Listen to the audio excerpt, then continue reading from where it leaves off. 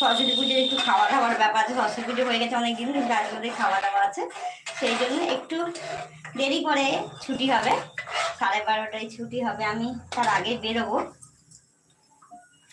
12টার ভিতরে বেরিয়ে যাবো আমি। তো সেই জন্য একটুখানি আমি কাজ করতে করতে তোমার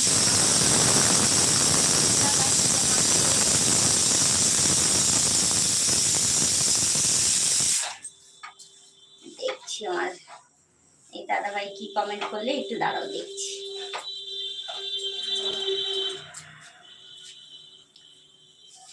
ত্রিপুরাবাসী তোমাকে অভিনন্দন জানাচ্ছে, স্বামী সন্তান নিয়ে আনন্দে কাটুক, ঈশ্বরের নিকট প্রার্থনা করি।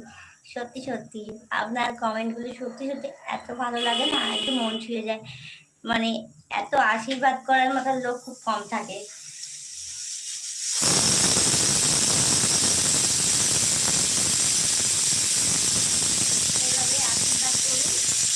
একটু পাশে থাকুন।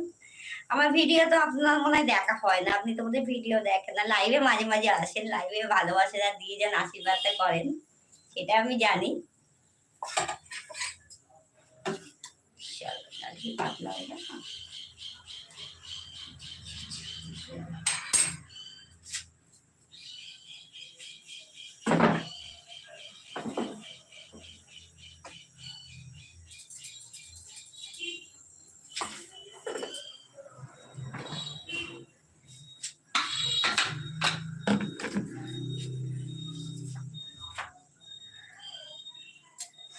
কমেন্টের যে কি সমস্যা, এত কি নেটের সমস্যা হয় বুঝতে পারি না আমি।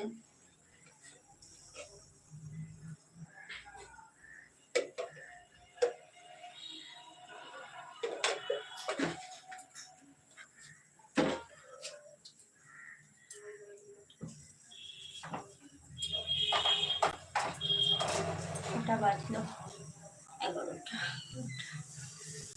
লাইক দিয়েছি উন্নতি,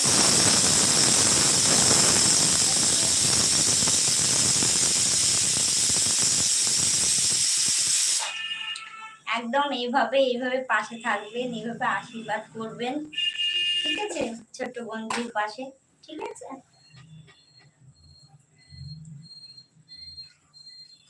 সত্যি সত্যি মানে আপনাদের আপনাদের ভালোবাসা, আপনাদের আশীর্বাদ ছাড়া কোনো কিছুই করা সম্ভব না।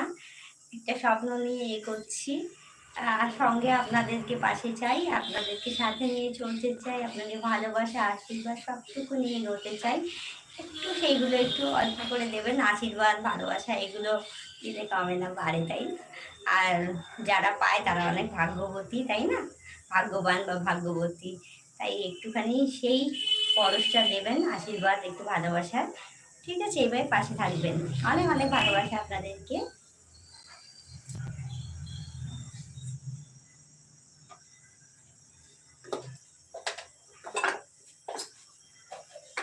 কারণ আমি একদম টাইম বার করতে পারি না যে আলাদা করে, আগে তো আলাদা করে লাইভটা করতাম সবার সাথে সুন্দর করে বসে কথা বলার জন্য, কিন্তু একদম আমি সময় এখন আর একদম বার করতে পারি না। ছেলে যত বড় হচ্ছে, ছেলের দুষ্টামি বাড়ছে, পড়াশোনা অনেক কিছুই চলছে, তো সেই জন্য টাইম বার করে উঠতে পারি না।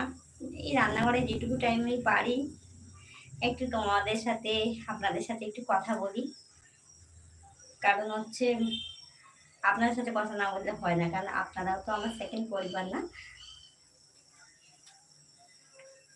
কারণ আপনারা ভালোবাসা দিচ্ছেন বলেই তো এত আগ্রহ পাচ্ছি সুন্দর সুন্দর ভিডিও তৈরি করার।